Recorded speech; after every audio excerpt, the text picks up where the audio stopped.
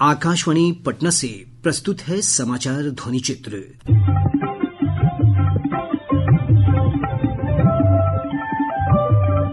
आज के इस अंक में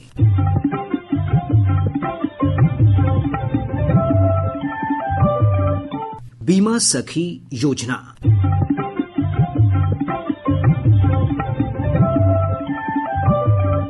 उपराष्ट्रपति जगदीप धनखड़ का मोतिहारी दौरा,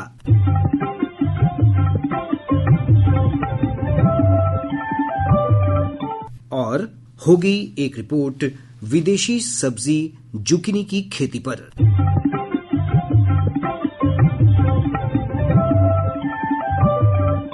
प्रधानमंत्री नरेंद्र मोदी ने पिछले दिनों हरियाणा के पंचकुला में महिलाओं को आर्थिक रूप से सशक्त बनाने के लिए भारतीय जीवन बीमा निगम की बीमा सखी योजना का शुभारंभ किया। LIC की इस पहल से 18 से 70 वर्ष तक आयु की महिलाओं का सशक्तिकरण होगा। इस योजना के अंतर्गत 10वीं पास महिलाओं को विशेषज्ञता प्रशिक्षण दिया जाएगा और पहले 3 वर्ष के लिए मासिक भत्ता दिया जाएगा। इस अवसर पर प्रधानमंत्री ने कहा कि देश ने बीमा सखी योजना के शुभारंभ के साथ महिला सशक्तिकरण की दिशा में एक और कदम बढ़ा दिया है। लाखों बेटियां, उनको बीमा एजेंट, बीमा सखी बनाने का अभियान शुरू हो रहा है। यानी जिस सेवा का लाभ पाने से कभी वो वंचित रही, आज उसी सेवा से दूसरे लोगों को जोड़ने का जिम्मा उन्हें दिया जा रहा है। आज बीमा जैसे सेक्टर के विस्तार का नेतृत्व भी एक प्रकार से अब महिलाएं ही करेंगी।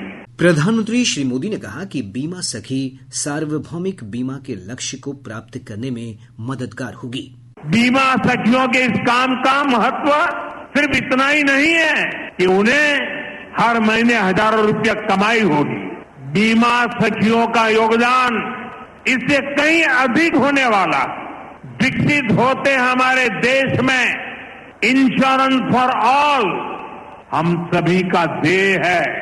ये सोशल सिक्योरिटी के लिए, गरीबी को जड़ से मिटाने के लिए अति आवश्यक है।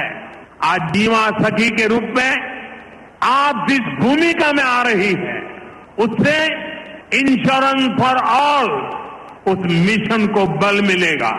प्रधानमंत्री ने कहा कि उन्होंने कुछ वर्ष पहले पानीपत से बेटी बचाओ बेटी पढ़ाओ अभियान शुरू किया था। इस अभियान का न केवल हरियाणा में बल्कि देश भर में सकारात्मक प्रभाव पड़ा है। उन्होंने कहा कि आज महिलाएं विकसित भारत के लक्ष्य को पूरा करने की दिशा में काम कर रही हैं। कुछ साल पहले मुझे यहाँ पानीपत से बेटी बचाओ बेटी पढ़ाओ अभियान शुरू करने का सौभाग्य मिला था। इसका सकारात्मक प्रभाव पूरे देश में हुआ।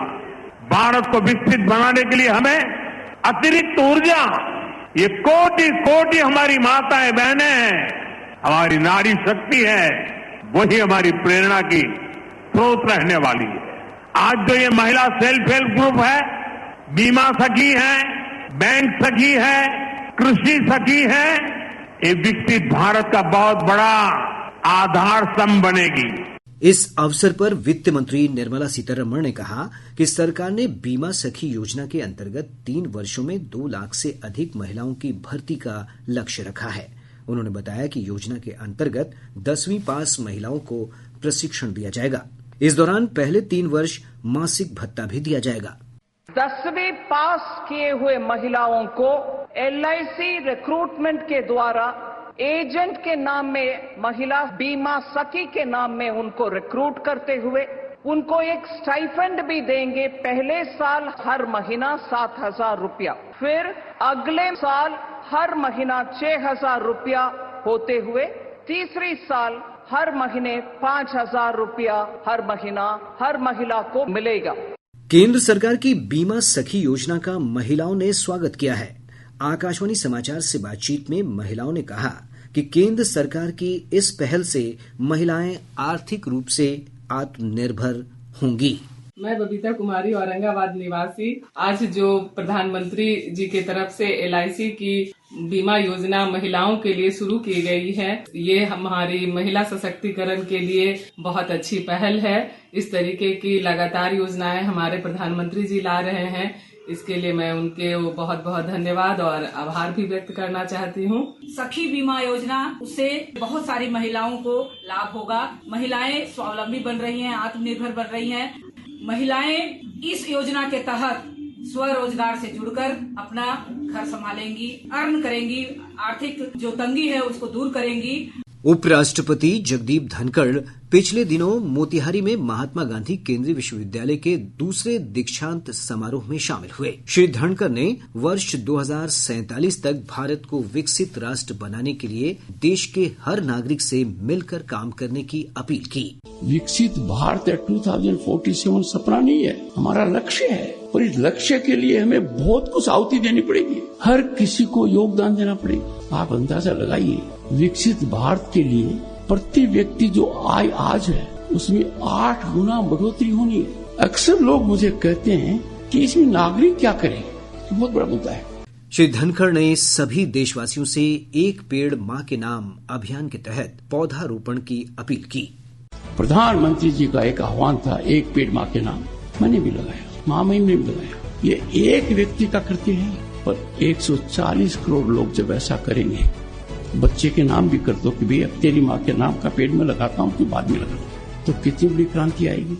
राज्य के किसान अब पारंपरिक फसलों के अलावा विदेशी सब्जी की खेती भी कर रहे हैं। हमारे औरंगाबाद संवाददाता ने बताया कि जिले के प्रगतिशील किसान ब्रज किशोर मेहता ने विदेशी सब्जी जुकीनी की खेती कर क्षेत्र के अन्य किसानों के लिए एक उदाहरण पेश किया है। एक रिपोर्ट। जिले के कुटुम्बा प्रखंड अंतर्गत चिल्खी अम्बा के किसान ब्रज किशोर मेहता ने स्ट्रॉबेरी की खेती के बाद विदेशी सब्जी जुकीनी की खेती की है। इस सब्जी की खेती विदेशों में बड़े पैमाने पर की जाती है। ब्रज किशोर पिछले 2 सालों से इसकी खेती कर रहे हैं। उन्होंने कहा कि लोग जुकीनी के फायदों से अनजान हैं, जिस कारण इसकी बिक्री में अभी थोड़ी परेशानी आती है। जुकीनी की खेती है और इसको मैंने 2 साल से कर रहा हूँ, लेकिन इसमें है कि लागत कम है और आमदनी ज़्यादा है, लेकिन थोड़ा अभी प्रचार प्रसार इसकी कम है, इसके चलते इसका बेचने में कुछ दिक्कत हो रही है। उद्यान पदाधिकारी आशुतोष कुमार ने बताया कि जुकीनी का वैज्ञानिक नाम कुकुरबिटा है और औषधीय गुण से भरपूर इस सब्जी को खाने से कैंसर, डायबिटीज तथा चर्म रोगों में फायदा होता है। उन्होंने कहा कि निदेशालय के पास जुकीनी की खेती को बढ़ावा देने के लिए योजना प्रस्तावित है। बिहार राज्य में ये जुकीनी की खेती पर वैसी कोई प्रोत्साहन नहीं दिया जा रहा है, लेकिन धीरे धीरे इसका प्रचारित होने के बाद निश्चित रूप से इसमें हमारे निदेशालय के पदाधिकारी इसमें सोचेंगे और इसकी जो है खेती को बढ़ावा देने के लिए इसको जो है प्रचारित किया जाएगा।